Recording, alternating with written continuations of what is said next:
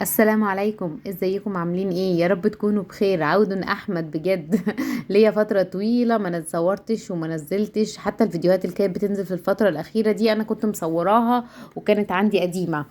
يلا بقى نرجع كده، فقررت ان انا اعمل كده حاجه حلوه احلي على الاولاد، وكمان نعمل صينيه تاني نوزعها في الشارع الناس الحلوين اللي في الشارع اللي بيشتغلوا لنا، اللي بيتعبوا لنا، عمال النظافه، الناس اللي كده دي نحلي بقهم معانا كده بحاجه حلوه. انا ما اخترتش ان انا اشتري سميد واعمل البسبوسه من الالف للياء، لا انا اشتريت بصراحه اللي هي الاكياس دي الحلو الشام. انا كنت جربت دريم قبل كده، دريم كانت رائعه، فقلت ايه المره دي نجرب حلو الشام. اسمها حلو الشام تقريبا. بس فهي انا همشي على يعني على الكلام المكتوب برضو بالظبط عشان تطلع البسبوسه مظبوطه باذن الله ان شاء الله. اول حاجه هو كان كاتب عايز 100 جرام من السمنة. تمام، يعني كل علبة ليها 100 جرام، فأنا طبعا دول كيسين، فأنا خلاص هاخد 200 جرام من السمنة. طيب الميزان، علشان تخلي بالك الميزان علشان ما يحسبش الطبق. بتحطي الطبق وهو مطفي، وبعد كده بتحطي عليه الحاجة اللي انت عايزة توزنيها، فهو كده مش هيديكي وزن الطبق. تمام، لان الطبق ده اكيد وزنه كبير. اهم حاجة في البسبوسة بقى عشان تطلع حلوة وجميلة كده ومرملة وشاربة من السمنة بتاعتها حلوة قوي، اللي هي بيسموها البس دلوقتي. دي البس، انك تقعدي بقى تبسي فيها كده لحد ما البسبوسة تشرب كل السمنة بتاعتها. طيب، السمنة اللي انا استخدمتها دي مش سمنة بلدي، بس دي سمنة اسمها جولدن ميكس. عايزه اقول لكم سمنه جميله جدا، يعني انا عن نفسي بحبها جدا، بعمل بيها البسبوسه بتطلع زي السمنه البلدي. ممكن تستخدميها في الخبيز. في سنة من السنين خبزت بيها الكحك، طلعت جميلة بجد.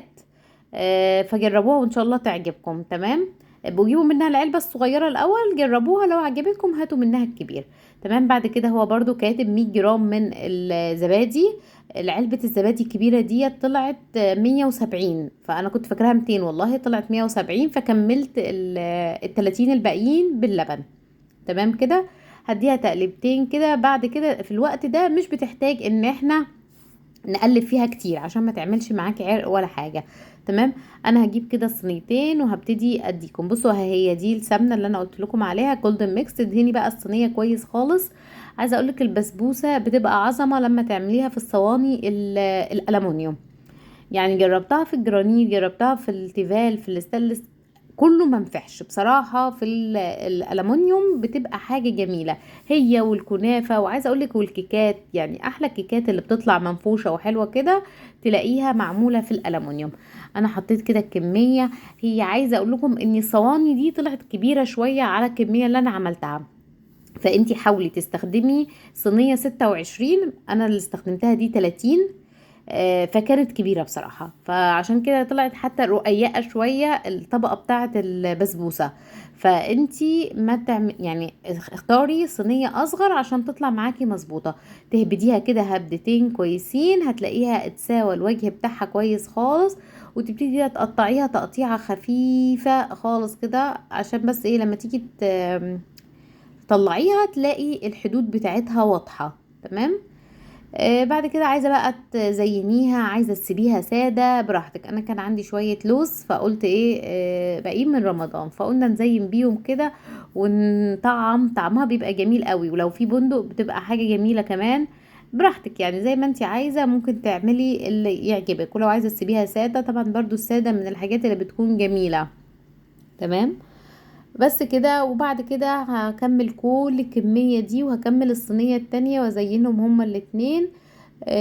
بس ونبتدي نعمل مع بعض الشربات. تمام، عشان الشربات لازم يكون سخن. يعني انا خلاص دلوقتي الفرن هدخلهم دولة الفرن. انا مولعة طبعا درجة الفرن على 180 مسبق. تمام، هدخلها. عندي كوبايتين من السكر، كوبايتين من المية. تمام، هتحطي كوبايتين كوباية ونص سكر، يبقى كوباية ونص مية. الشربات بتاعها بيكون تقيل. تمام، انا هرفعه على النار دلوقتي واخليه لحد 5 دقايق كده لحد ما يتكرمل خالص. بصوا ده شكله. انا كنت مصوره، حطيت له معلقه من الزبده وكوبايه يعني مكعب زبده، وحطيت له كمان عصره ليمون. بصوا بقى نحط لها كمان شويه من اللون بيديها كده الصفار الجميل. البسبوسة كده طلعت من الفرن، بصوا دي خطيرة، لونها جميل جدا جدا جدا. دي طلعت شوية فاتحة، بس بصراحة خفت اولع عليها الفرن تاني وشها يروح مني. بس بصراحة بصوا دي لونها خطير خطير خطير، جميلة بصراحة. كده دي شكلها بعد ما طلعت هي وسخنة، والشربات لازم يكون سخن، ونبتدي نزقي ده بده. اول ما تيجي تزقيها كده تلاقيها بصي بس الصوت طبعا مش طالع انا اللي هعمله لكم. تمام. طول ما البسبوسة شربت على طول معاكي الشربات، فاعرفي ان هي الحمد لله نجحت نجاح باهر. بس كده انا هزقيها كلها الصينيتين، هخلص كده وازقيهم، وهي طول ما هي بتشرب يبقى هي لسه محتاجة. تمام. اهم خطوة بعد كده علشان البسبوسة، الناس اللي بتقول انها بتنشف منيهم، ان هي وسخنة والشربات معمول عليها سخن كده، لازم نغطيها كويس جدا.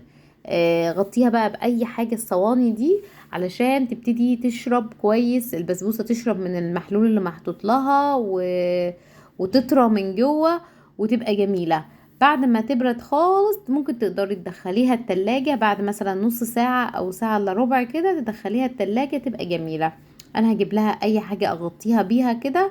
كان عندي صينية التقديم دي الخشب، هحطها واقدمها بيها. تمام. هي سخنة طبعا جدا جدا، ولما اتحط عليها الشربات كمان سخنت اكتر. تمام. هغطي برضو دي كده واسيبهم تحت المروحة نص ساعة كده لحد ما يبردوا، وبعد كده نبقى نطلعهم ونبتدي نقطع ونشوف هنعمل ايه. ده كده بعد ما بردت خالص. كان من الافضل ان انا احطها في التلاجة بعد كده وبعد كده اقطع، بس انا كنت مستعجلة لان كان في ناس يعني عايزة اديهم ضروري، وهم كانوا خلاص قربوا ييجوا، فاضطريت اقطع وهي سخنة، يعني ما كانتش باردة، ما كانتش دخلت التلاجة، ففتفتت شوية مني، بس مش مشكلة. يعني المهم الناس كلت وانبسطت وعجبتهم وحلينا بقهم، وهم انبسطوا وانا انبسطت اللي انبسطهم. الحمد لله. يعني ربنا يقدر اي حد انه يبسط اي حد على اي حاجة بسيطة، حتى لو حاجة صغيرة تسعد اي حد. ما تقولش اني لا مش هينفع، دي ايه، دي هعمل بسبوسة بس. في ناس كتير مش بتعمل اصلا البسبوسة، في ناس كتير مش بتدوق اصلا البسبوسة في الشارع. فاعملوا اي حاجة، اي حاجة اعملوها وادوا لاي حاجة، اي حد اي حاجة. تمام. زي ما شايفين البتاعة دي القطاعة كانت مجنناني ومش راضية تطلع كويس معايا، بس في الاخر الحمد لله استسلمت وطلعت كويس. وهبتدي اوزع كله في اطباق فل كده، واحط معاه الطبق كده معلقة او شوكة على حسب ما انتوا يعني عايزين، عشان اللي يحب ياكل ياكل على طول، ما يبقاش ايه مش عارف ياكل منها كويس. تمام. انا هغلفه زي ما انتوا شايفين بالاسترتش كده بعد كده، وتبتدي توزعيها. ممكن تعمليها يوم جمعة حد يقف كده من أولادك يوزعها على المصليين، في الناس اللي هي عزكم الله اللي بتنبش في الزبالة وبتلم منها العلب دي، بتبقى أولاد غلبانة ومحتاجة جدا جدا، بيفرحوا قوي لما تديهم حاجة حلوة كده يسكروا بيها بقهم. وده كان فيديو النهاردة، ما تنسوش بقى تعملوا لي لايك